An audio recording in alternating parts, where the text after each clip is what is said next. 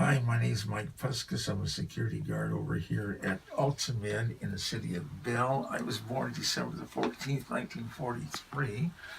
In case you want to shop for my birthday, it's coming up. I'm born in the 30s, so I can't tell you that. And I can tell you what it was like for me. Yeah. Okay, we traveled around the country a little bit. I lived in West Virginia, Ohio, and Pennsylvania. And since there's no work for my dad, he don't want to be a coal miner anymore. We moved to California where he got a job in the shipyards, and we had a 41 Plymouth. A lot of people didn't have cars. Cars were coming back because when the war started, they quit making cars. Okay, so cars were at a premium. And now with the economy booming after the war, people were starting to get cars. Now, when I went across country, as in our previous conversations you and I had, there was no freeway. The freeway system was first spotted in Germany. Hitler had the Autobahn, and traffic was great over there. So General Eisenhower, when he became president in the 1950s, decided he was going to do it here. So traveling across country was a 2-lane road. There was no Denny's. If you wanted to stop and have dinner, you went, these little towns had the mom and pop restaurants. They closed at 5 and 6 or went home. So you're lucky to find an online gas station. And it wasn't an Arco with hamburgers and things. No, it was strictly gas. Okay. The war started, I don't know what my mom did. She was back in West Virginia, and my dad took a train to go back and get her.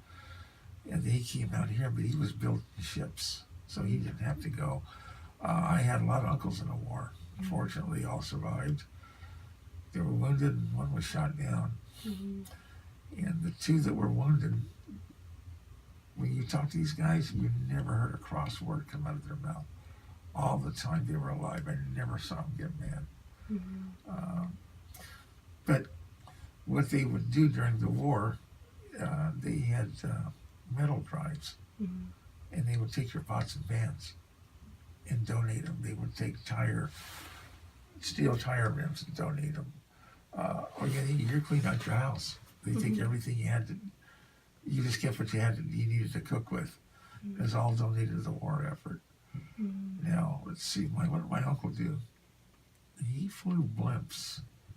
They did that for coastal patrol for submarines.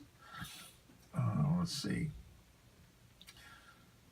I can't really tell you a whole lot about the war effort because I was too little. But afterwards, people, because of the economy, people had money. They started buying a lot of things. Houses went up like you can't believe. Like you and I were talking earlier, Tustin was a field with airplanes. Long Beach was mostly fields with airplanes.